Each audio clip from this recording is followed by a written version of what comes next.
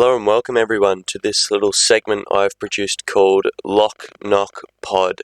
So basically what this segment is for every BBL team I have come up with 3 players, one of which I think is a must-have for all sides, being the lock. The knock is someone who I think we should steer clear of, and the pod is someone who is low ownership and could potentially have a breakout year. So we'll start off with the Adelaide strikers. So the lock for them is Rashid Khan. Now this is pretty obvious. There's not much to say on Rashid Khan. Obviously one of the best T20 bowlers of the decade.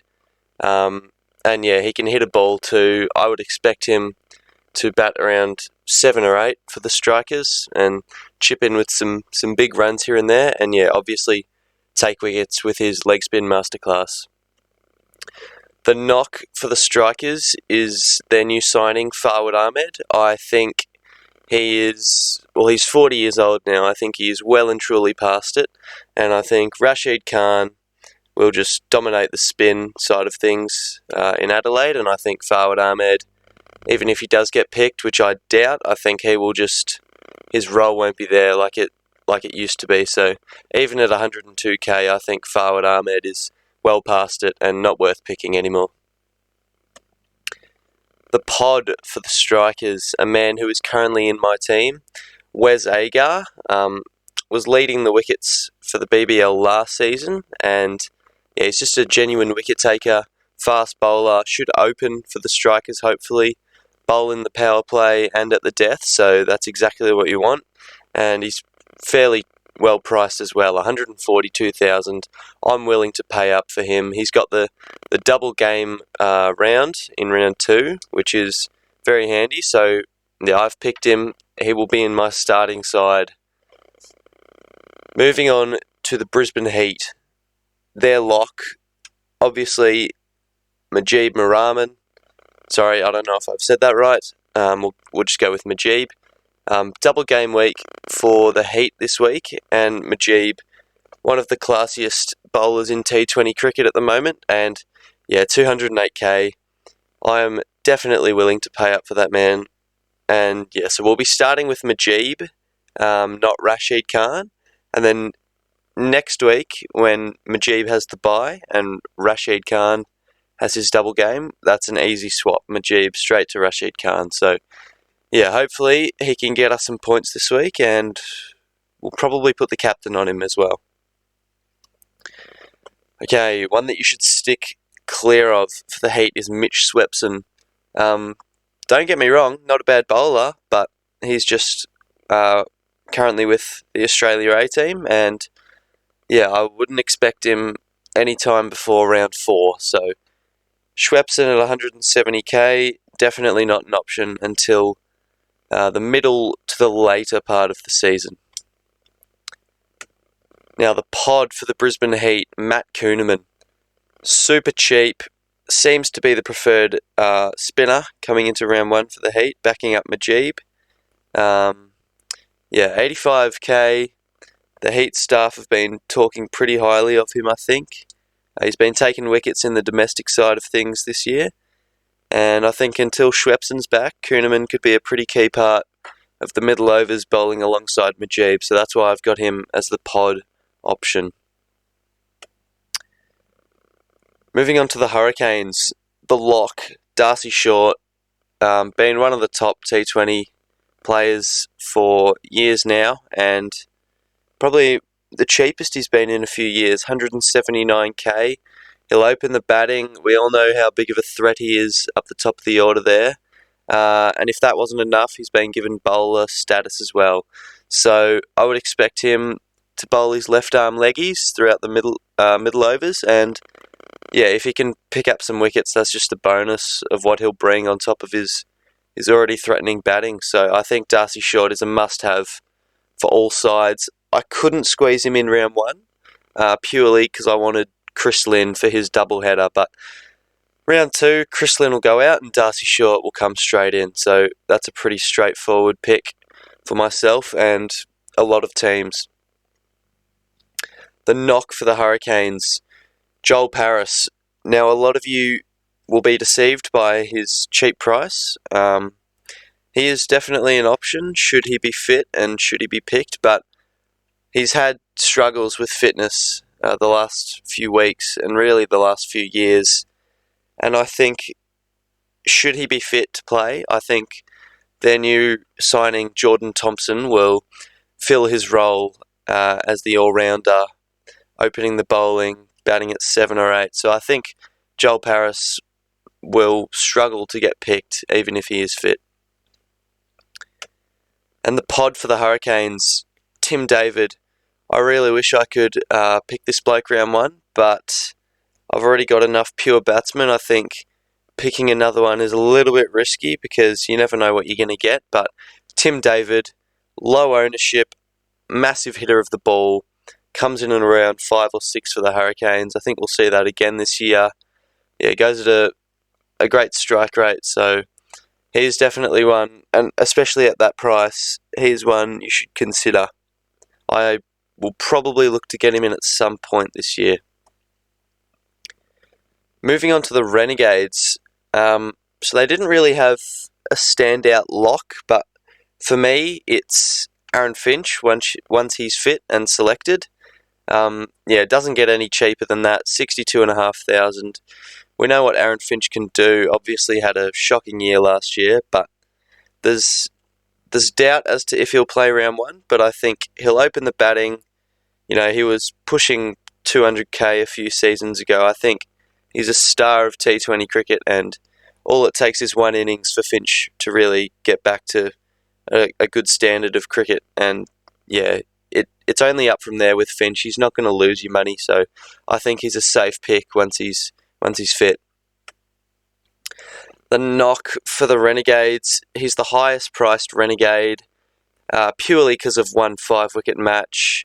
Zach Evans, I doubt he'll be even knocking on the door of selection, so I'd stay well clear of this man. 164,000. Definitely don't want to pay that much for someone who's really only had one standout game and won't even be selected. And the pod for the Renegades is Sam Harper. Now, Josh Philippe is about 50 grand cheaper. 50 grand more expensive than Sam Harper.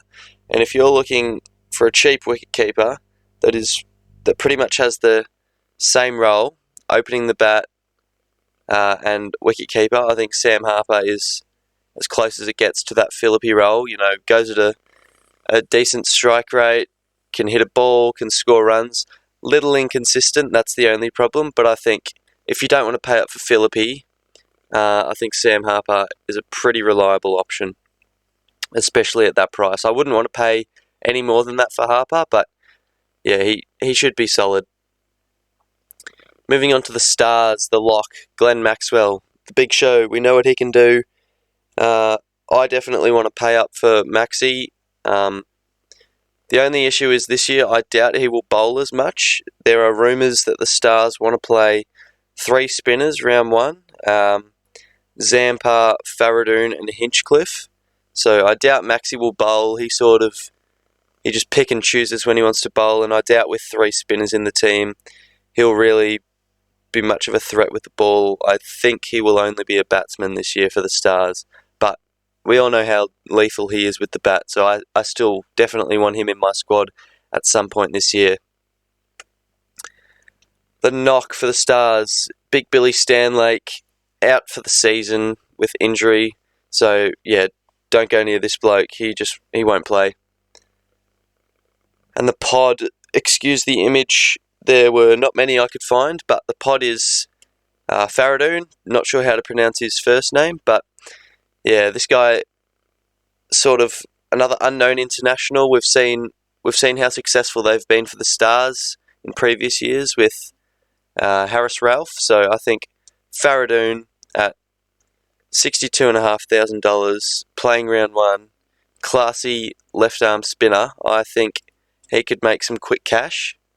And yeah, that's why he's the pod selection. He's in my team. He's not on field, but he will be on my bench starting round 1.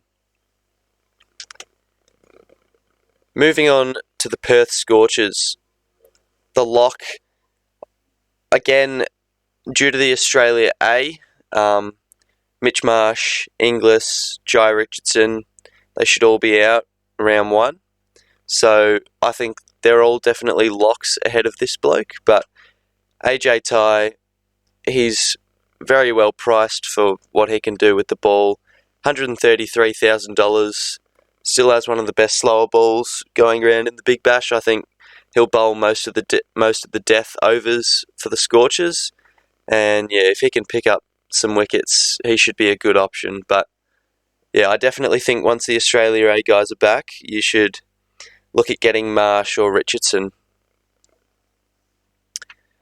The knock for the Scorchers, Cam Bancroft.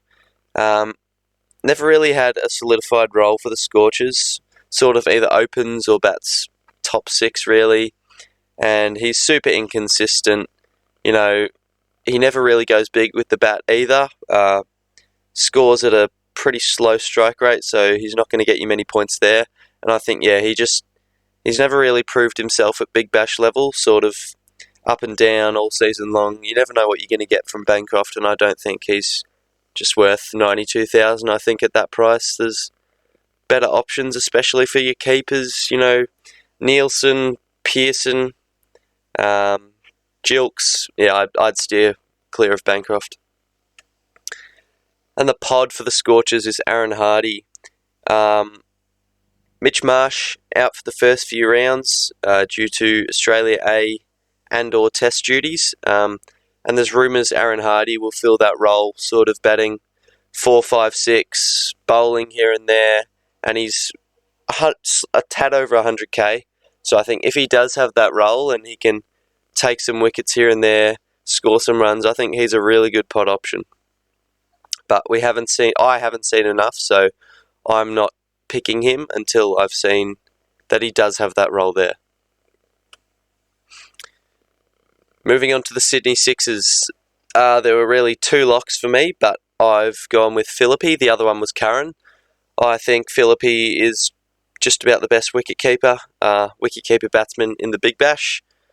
I am definitely willing to pay up for Philippe, especially because he's got the double game round one. So, yeah, and the Sixers don't have a bye this year.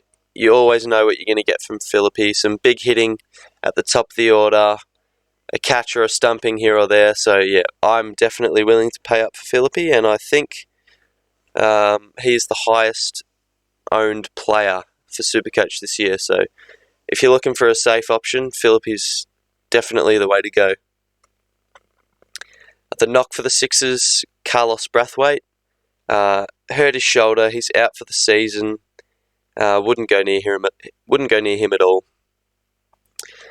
And the pod for the Sixers is Brathwaite's replacement, Chris Jordan. Chris Jordan's been in and out of the Big Bash the last few years or so, and has found a new home at Sydney. I think he will be a classy death bowler for the Sixers, and that's why he's in my side. 148k. I wouldn't want to pay too much more for Jordan, but he does have the double game round one, which is super handy, and I think, yeah, he'll pick up wickets here and there, bowling at the death, and also absolute gun fielder. So, yeah. Moving on to the Sydney Thunder. The lock for me, the only real one for them is Daniel Sams. In the Pracky match the other day, I think he made a 90 off 40. So, yeah, he can hit a ball. He can take wickets. We've seen what he can do. Yeah, Daniel Sams, the Sydney Thunder bat really thin this year, so hopefully he bats 5 or 6. And, yeah, he's really the standout player for the Thunder every year at this point, and I don't think that will change this year. I'm definitely willing to pay up for Sams. The knock for the Thunder is Alex Hales. Don't get me wrong, Alex Hales is a classy batsman, but I think pushing 200k, I think pure batsmen this year are just a little risky to pick for that much, especially because if they make a cheap score, you know, a duck, they're done for the day. They're not going to bowl. They're not going to pick up any more points. So I think Hales is just a little inconsistent. he goes at it at a fast rate with the bat, but yeah, I think at 183, I'm not willing to pay up for Alex Hales. I think if he was cheaper, by all means, he'd be an option, but not at that price. And the final player is the pod for the Thunder, Tanvir Sangha. The leg spinner, he's young, he can turn the ball ridiculously. I think he will pick up many wickets this year. I think he'll be the primary spinner for the Sydney Thunder. And yeah, 131k, I think he's well priced, good pod, low ownership. And yeah. So that's that in terms of the Lock Knock Pod segment. So if we head on over to the final team, 3 hours till round 1. We'll just go over this quickly. So yeah, this is my final squad. I'm happy with it, and we've still got cash in the bank. So the wicket keepers, we've got Joe Clark, he'll open the batting. Harry Nielsen should have a top 5 spot, and he will take the gloves for the strikers, and then obviously has the double game week next week. Moving on to the batsmen, Daniel Sams, obviously with that huge 90 off 40 the other week, and he'll take wickets. Josh Philippe, double game this week. He'll open up the batting and take the gloves for the Sixers. Chris Lynn, double game week. We know what he's capable of. We get 2 chances at a big score from him this week with the bat, so fingers crossed that works. And then next week we'll move him to Darcy Short. Ashton Agar, called back to the Scorchers from Australia A. Hopefully he can be that all-rounder in the middle order for the Scorchers, take a few wickets here and there and make some runs. And Daniel Hughes should bat top 4 for the Sixers. Again, that double game week this week, which is super handy. The bench, Matty Gilkes and Matt Short. Gilkes, I don't think will keep. I think that will be Billings' duties this year, but should bat top 4 or even open. And Short, the same, bat top 4 or open, and has the double game next week. Moving on to the bowlers, we've got Majib, double game this week. Captaincy on him, classy bowler. Next week we'll move him straight to Rashid Khan. Tom Curran was one of the top players 2 years ago. He should be the all-rounder for the Sixers this year. He'll bowl in the power play, potentially even at the death. And yeah, he makes runs here and there, so he's another class pick. I'm very happy with Curran. He should be in my team all season. Chris Jordan, Brathwaite's replacement. I think he will be one of the death bowlers for the Sixers, and again, another safe pick with the double game this week. Like I said, my pod, Wes Agar, I think he will be one of the leading wicket takers for the comp this year, again, like he was last year. And yeah, I really just want him in my side before his double game week next week. And I think he's a class quick bowler. And my final on-field player is Xavier Bartlett, priced under 100k. I think the Brisbane coaching staff are pretty high on this bloke. I think they want him bowling in the power play. He's got the double game this week, and I think he will take some wickets, hopefully. Then on the bench, we've got Faradoon, should play the first few rounds for the Stars, make some cash. And Josh Can, I've picked him purely for the DPP. I don't think he will play, but he will be my loophole option. So, yeah, that just about wraps it up. Might make 1 or 2 changes here or there based on some of my bench guys, depending on who's named. But, yeah, I think that's the team heading into round 1, the finalised team. 62k in the bank. Yeah, I'm pretty happy with it. So there'll be a round 1 review. And yeah, so I hope you enjoyed the Lock Knock Pod segment. And yeah, thanks for watching. Cheers.